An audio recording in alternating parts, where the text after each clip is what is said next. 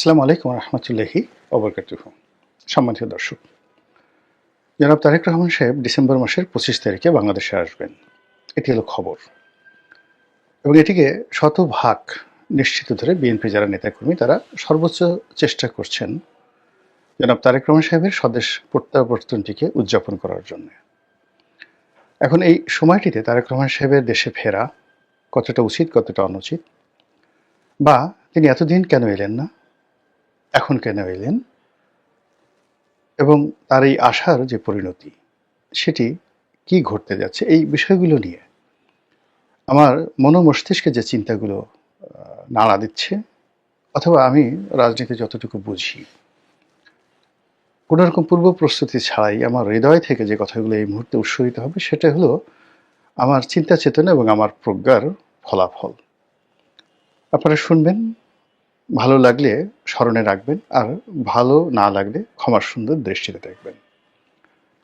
প্রথমত, আমি সেই গত 14 মাস থেকে, একেবারে ফার্স্ট ডে থেকে আমার কাছে মনে হয়েছে যে 8 তারিখে, ডিসেম্বর মাস নয়, ঠিক জুলাই মাসের যে বিপ্লব, জুলাই আগস্টের যে বিপ্লব, যেটি 5ই আগস্টে পূর্ণতা পেল এবং সরকার যেদিন গঠিত হলো ডক্টর মোহাম্মদ ইউনূসের নেতৃত্বে, তার আগের দিন পর্যন্ত জামাত এবং বিএনপির হাতে পর্যাপ্ত সুযোগ ছিল, সুবিধা ছিল। তারা সেই অপরচুনিটিটা হারিয়েছে, নষ্ট করেছে। অর্থাৎ আগস্টের 5 তারিখ, 6 তারিখ, 7 তারিখ, 8 তারিখ বিএনপি এবং জামাতের যা করণীয় ছিল সেটি তারা করেনি। ক্যান্টনমেন্টে জামাতের আমির গিয়েছেন, বিএনপির মহাসচিব গিয়েছেন, অন্যান্য নেতৃবৃন্দ গিয়েছেন।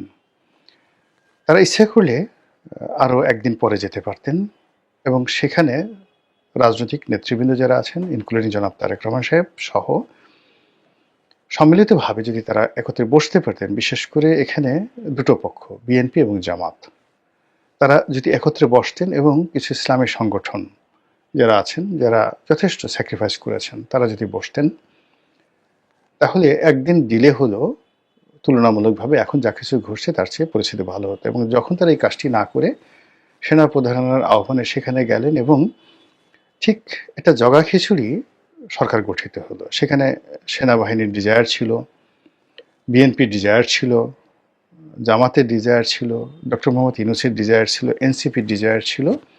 এই বিষয়গুলো তারা করা হয়নি।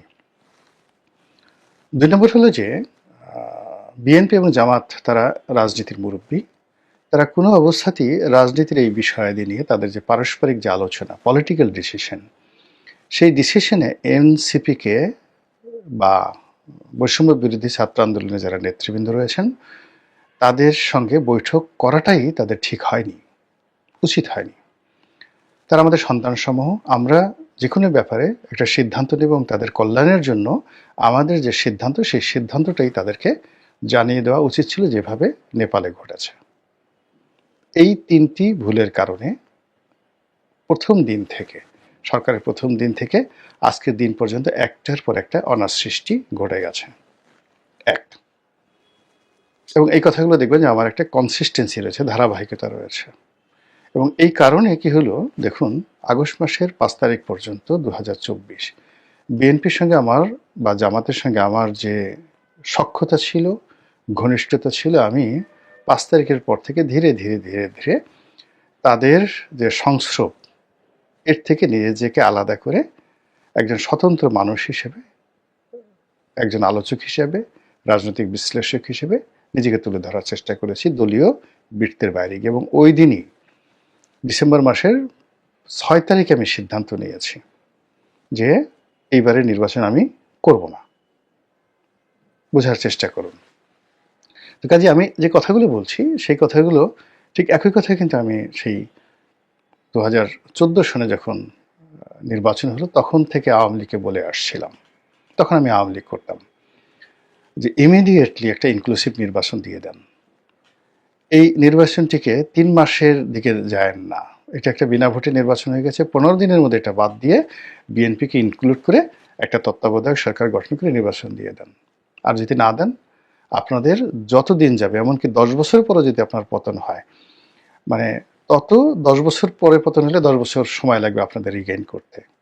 আর 15 দিন পরে যদি আপনারা ক্ষমতা হস্তান্তর করেন তাহলে 15 দিনও লাগবে না আপনাদেরকে রিভাইভ করতে। তো সেইটা আমি 4 বছর ধরে আওয়ামী লীগের বিরুদ্ধে প্রচার করেছি। তো এই যে যখন এই সরকার এলো, তখন যেহেতু আমি পুরো সময়টা 2014 থেকে আওয়ামী লীগের রোষানলে, আর বিএনপিতে যোগদান করার পর 2018 সালের পর থেকে রীতিমতো আওয়ামী লীগের হিট লিস্টে। ফলে আওয়ামী লীগ অন্যান্য বিএনপির যে সকল রাজনৈতিক নেতৃবৃন্দ রয়েছেন তাদেরকে ক্ষয়ক্ষতি করার যে সকল চেষ্টা করেছে, প্রায় সব কিছুই আমার উপর করা হয়েছে। অন্যেরা আহাজারি করেছে, মিডিয়ার সামনে এসে বলেছে, কিন্তু আমি কথাগুলো বলিনি এবং বলবো না। এর কারণ হলো এগুলো অ্যাবজর্ব করার সক্ষমতা আল্লাহ আমাকে দিয়েছেন বলেই তারা এই কাজগুলো করতে পেরেছে। তো এটা তারপর তারা আমাকে যে অত্যাচার করেছে, জুলুম করেছে, আল্লাহ যে তাদের সেই জুলুম অত্যাচারের প্রতিকূলে আমাকে বাঁচিয়ে রেখেছেন, এই জন্য আমি শুকরিয়া আদায় করছি। আবার ধরুন এই সময়টিতে বিএনপি বা জামাতের সেই পুরো সেই 2018 থেকে একেবারে 2024 সন পর্যন্ত আমার যে এন্ট্রান্স ছিল, সংযোগ ছিল, তো আমি অন্যান্য যারা সুযোগ নিয়েছেন, এমন কোনো সুযোগ নাই যেটি আমার জন্য প্রযোজ্য ছিল না। সরকারে এখন যারা চালাচ্ছেন তাদের কাছ থেকে সুযোগ নিতে পারতাম, বিএনপির কাছ থেকে নিতে পারতাম, জামাতের কাছ থেকে নিতে পারতাম, অথবা যারা এই সময়টিতে সুযোগ বিতরণ করেছেন, আসলে জ্ঞান বুদ্ধি বা কোনো জায়গাতে আমার কাছে নিজেকে তাদের সাথে হীন মনে হয়নি কখনো। এই কথাটা বললাম এই কারণে যে তাদের অনুমতিও দরকার ছিল না। এই যে একটা অরাজক অবস্থার মধ্যে অন্যান্য যারা সুযোগ নিয়েছেন, আমি যদি একটু চেষ্টা করতাম বা ইচ্ছা করতাম, এই সুযোগ নেওয়া আমার জন্য কোনো বিষয় ছিল না। 2-4টে ব্যাংক দখল করা, 2-4টে টেলিভিশন দখল করা, 2-4টে পত্রিকা অফিস দখল করা, তারপরে আওয়ামী লীগের 2-4 দশজনকে সেফ এক্সিট দেওয়া, এক একটা ডিল হয়েছে। যারা সেফ এক্সিট দিয়েছেন শত শত কোটি টাকার ডিল হয়েছে। আওয়ামী মাইন্ডের যে সকল ব্যবসা প্রতিষ্ঠান রয়েছে, শত শত কোটি টাকার ডিল হয়েছে। এগুলো আমার জন্য কোনো ব্যাপারই ছিল না। আমি এই লাইনের মানুষ, সব মুখস্থ, সব জিনিসগুলো মুখস্থ। ফলে 5 তারিখ সকালবেলা থেকে আমি চেষ্টা করলে কয়েক হাজার কোটি টাকার মালিক সহ মানে পদপদবি আমার জন্য কোনো ব্যাপার ছিল না। কাকপক্ষেও টের পেত না। এখন চাঁদাবাজ হিসেবে, দখলবাজ হিসেবে যাদের নাম আসছে, আমি এই কাজ করলেও আমার নাম আসতো না। এর কারণ হলো আমি কৌশলগুলো জানি। তো এনিওয়ে, সেইগুলো বাদ দিয়ে আমি এই যে দেশের স্বার্থে, জনগণের স্বার্থে, আমার নিজের স্বার্থে সকল প্রলোভন থেকে, লোভ থেকে, লালসা থেকে নিজেকে নিবৃত রাখতে পেরেছি। এই জন্য আল্লাহর দরবারে শুকরিয়া, আল্লাহ আমাকে এই সুযোগ দিয়েছেন। আর ফলে এখন এই কথাগুলো আমি বলতে পারছি, যা বলছিলাম। তখন থেকে আমার কাছে মনে হয়েছে যে তারেক রহমান সাহেবের বাংলাদেশে ফেরত আসা সর্বোচ্চ এবং একমাত্র নিরাপদ যে সময়, সেটি ছিল আগস্ট মাস 2025 সালের 5 তারিখ থেকে 8 তারিখ পর্যন্ত। যেদিন সরকার গঠন হয়েছে সেই দিন আর ক্ষমতার লাটাই তারেক রহমান সাহেবের হাতে নেই। আর দিন যত গেছে এই বাংলার জমিন, রাজনীতি, আকাশ বাতাস সব কিছু তারেক রহমান সাহেবের জন্য বুমেরাং হয়ে গেছে। অর্থাৎ ইভেন তিনি যদি 2025 সনের জানুয়ারিতে আসতেন, তাহলে ফেব্রুয়ারি মাসে আসলে যে ক্ষয়ক্ষতি হতো তার চেয়ে কম হতো। আর এখন যে আসছেন, মানে তার চেয়ে 100 ভাগের 1 ভাগ ক্ষয়ক্ষতি হতো যদি তিনি সে আরও 6 মাস আগে আসতেন। ফলে তার যে ঝুঁকিটি, এই মুহূর্তে দেশে ফেরার যে ঝুঁকিটি, এটি একটি মানুষের জীবনের সর্বোচ্চ। এর চেয়ে তার ঝুঁকি থাকে না। তার দলের জন্য ঝুঁকি হলো, মানে এখন দলের সকল কর্মকাণ্ড একটা বিন্দুতে এসে ঠেকে গেছে। No Tarek Rahman, no BNP, no Tarek Rahman, no রাজনীতি, no Tarek Rahman, no election, এমন একটা পর্যায়ে চলে গেছে। ফলে এই যে তার যে দেশে ফেরার যে ঘোষণা, এবং এই দেশে ফিরে তার দলকে গুছানোতে তার যে সফলতা, এটার উপরে বিএনপি রাজনীতি অ্যাবসলিউটলি নির্ভর করবে। এখন তিনি এই যে 25 তারিখে আসার যে সিদ্ধান্ত তিনি নিলেন, কেন নিলেন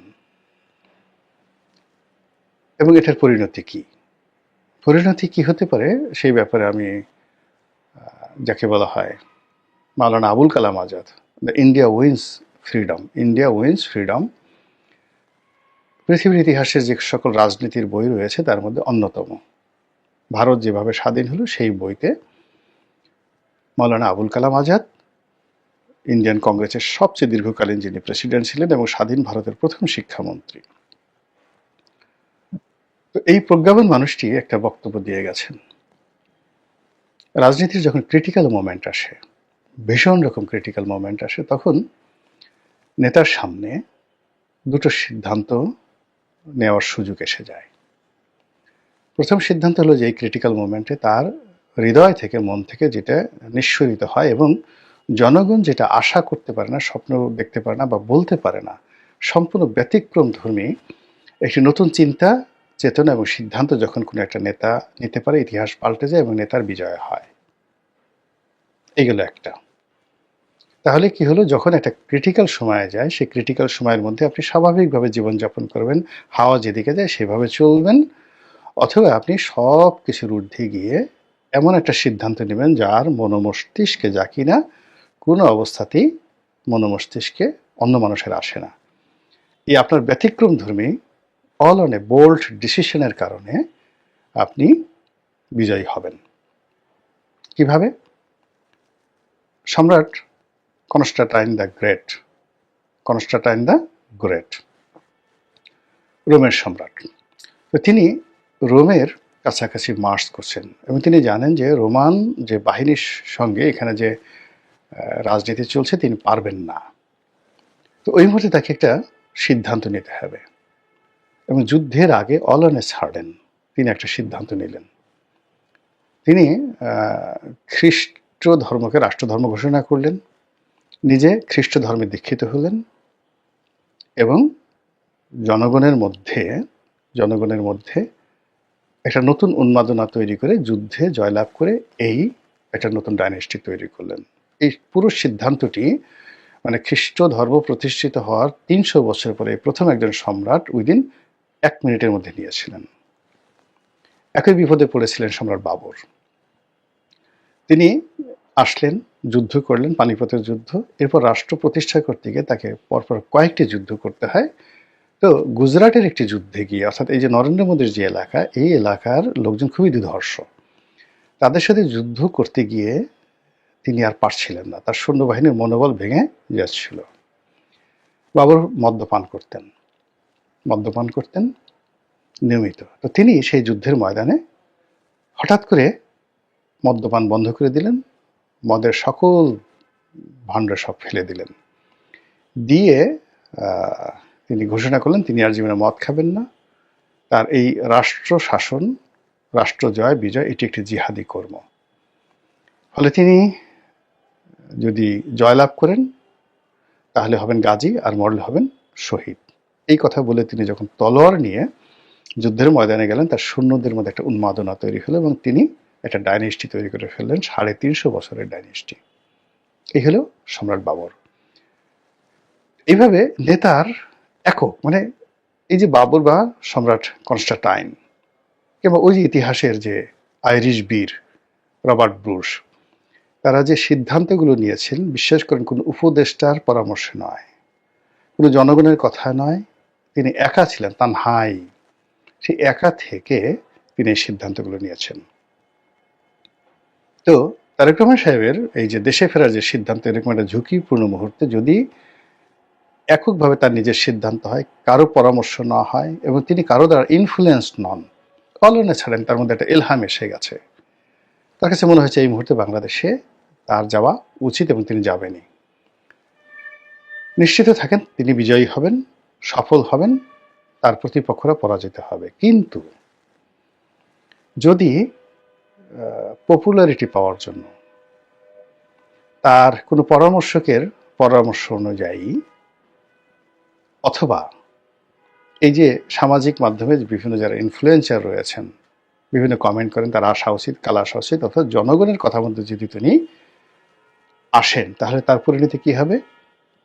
যেটি মাওলানা আবুল কালাম আজাদ তার ইন্ডিয়া উইন্স ফ্রিডমে দ্বিতীয় রাজনীতিবিদ যারা রয়েছেন, লিডার যারা রয়েছেন, তাদের দ্বিতীয় যে কর্মটি ক্রিটিক্যাল মোমেন্টে প্রথম কর্ম হলো যে তিনি নিজের মতো সিদ্ধান্ত নেবেন, যেটা আমি আগে বললাম। আর দ্বিতীয় কর্মটি হলো তিনি যদি জনগণের কথা মতো, জনগণের কথায় নাচেন, জনগণের কথায় সায় দেন এবং জনগণের কথায় সায় দিয়ে তিনি সেই কাজ করেন যেটি তিনি বিশ্বাস করেন না, যেটি করার সামর্থ্য তার নেই, আর স্বাভাবিক কমন সেন্স অনুযায়ী, একেবারে সাধারণ কমন সেন্স অনুযায়ী যে কোনো মানুষ বলবে যে এই কাজটি করা ঠিক হয়নি। এরকম কোনো কাজ যখন একটা নেতা করে